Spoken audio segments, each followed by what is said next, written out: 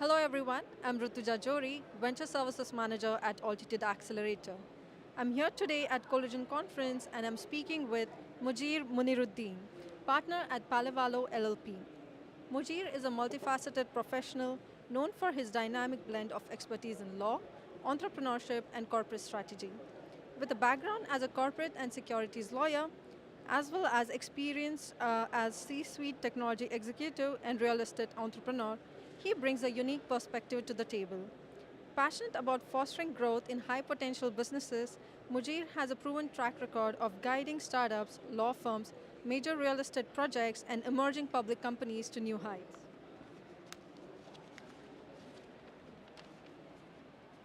Thanks for joining us today, Mujir. Thanks so much for having me. So, let's dive in. Outside of your law practice, you're also a real estate developer, entrepreneur who owns 500 acres of industrial land right by the US border, some of which you are working to create a large clean tech manufacturing facility, working with government and capital partners to do so. What inspired you to develop a clean tech manufacturing facility? I think to take a step back, I mean, as a yeah, everything I do outside of my practice, I kind of see as my business portfolio, if you will. And I think any efficacious, effective portfolio needs to have different buckets. So you've got your fixed income, you've got your equity bucket, and I think law and professional services is a great fixed income bucket, in terms of not just the money, but the people you meet, great contacts, and it's good, stable. But I think as a human, I kind of see it incumbent upon all of us to get some sort of exponential return on our efforts to create exponential value for other humans. And I think if you can go beyond merely providing professional services and create something that is greater than the sum of your individual part, that's really where you want to be. And so that was kind of the inspiration behind it. I can't say that 10 years ago I signed up to do a clean tech manufacturing facility, but I think that's really the entrepreneur's journey is you know you want to do something transformative, you know you want to do something to change the world. You don't quite know how you're going to get there, but you've got that mindset from day one that no matter what, you're going to find a way to create something more than just you. And so that's kind of the inspiration and the journey of how we got to this place, if that answers your question. Yeah, absolutely. Love your entrepreneurial mindset. Can you tell a little bit more about this manufacturing facility and what will happen over there? Yeah, absolutely. So what we're looking to do right now is potentially build a electric vehicle battery manufacturing plant. So out of the 500 acres, you could probably allocate between 250 and 300, and those discussions are still underway. There's capital partners that would build the facility and lease it to, let's say, an OEM manufacturer that would show up as a tenant. Obviously, the government is going to be involved to provide incentives and whatnot. So it's a very multifactorial, multi-partite discussion that has a lot of moving parts. So that's where we want to go. I think Ontario is the ideal venue for something like this because if you look at the clean energy that we produce, it's greater than anywhere in North America, really, in terms of bringing, when you factor in the capacity, the output capacity for clean energy, as well as other facilities and infrastructure that we have. Our agents at Colliers International have said we're the best site in all of North America for this type of a facility. And I think that really speaks to Ontario and what we've built here over the last 15 years as a clean tech hub. We have clean energy, we have government programs that really incentivize that, and really a cultural mindset among the population that this is something that we really care about. And I think that's really the most important element to having something like that. Thank you. I'm a passionate advocate of clean tech, so I wish you all the good luck with your endeavors. What are key factors you consider when guiding startups and high growth businesses to ensure their success? Yeah, I think if I would have some piece of advice from having seen a lot of failure, if I can, over the last 15 or so years, I think, especially in tech where things are always changing. In real estate, for example, it's pretty stable. It's the same concepts that all humans have always employed in developing. But what I've seen on the client side and even some of the tech ventures that I've been involved in, the one constant is change, right? So you could set out on day one to do something that on day three is entirely obsolete, right? So you've got to employ a very healthy balance and mix between being true to yourself and leveraging the proteins that you've built, because there's always going to be something meaningful that you built, but reallocating those to pivot towards a new cause, right?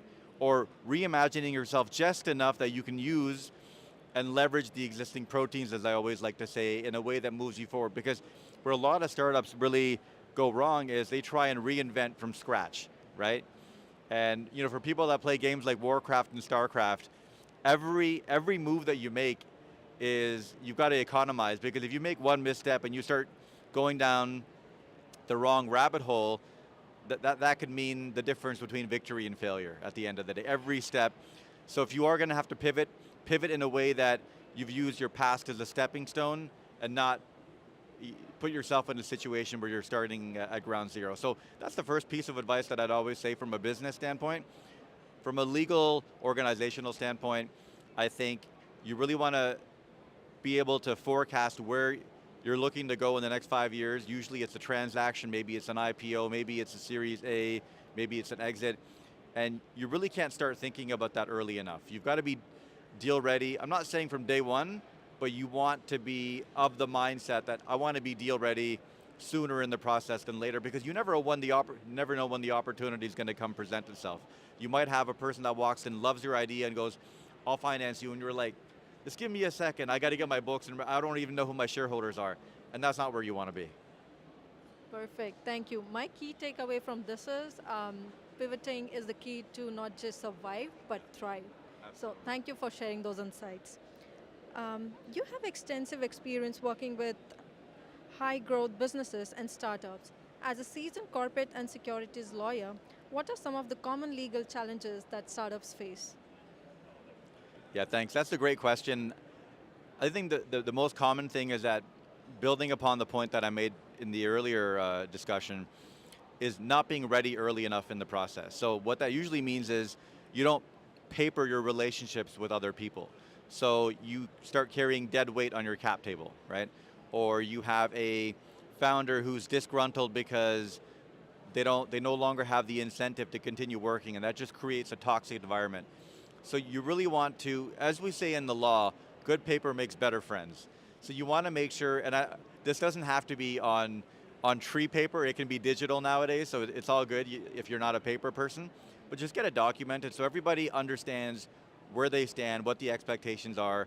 The earlier you have those uncomfortable discussions, the better off everybody's going to be, and most importantly the business, long term. That quote should be on a t-shirt. How do you advise them to navigate these issues to protect their interests and support their long-term success?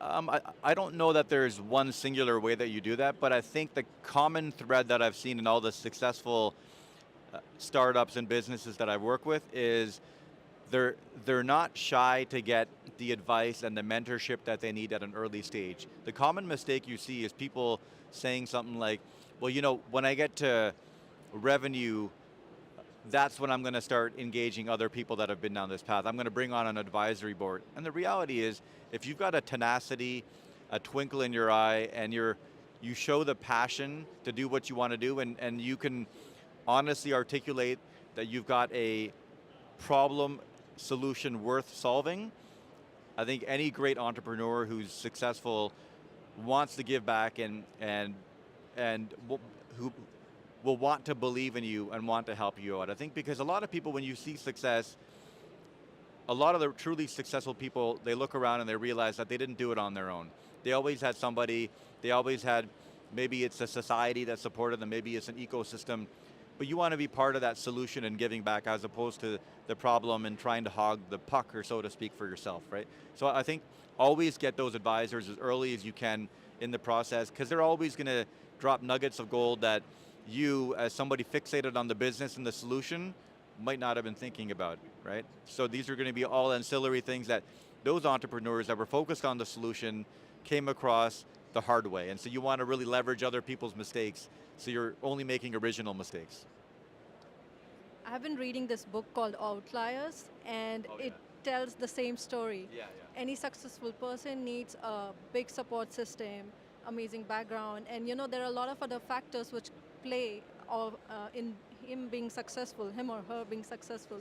So thank you for sharing those insights and thank you for joining us today. Thanks so much, Rituja.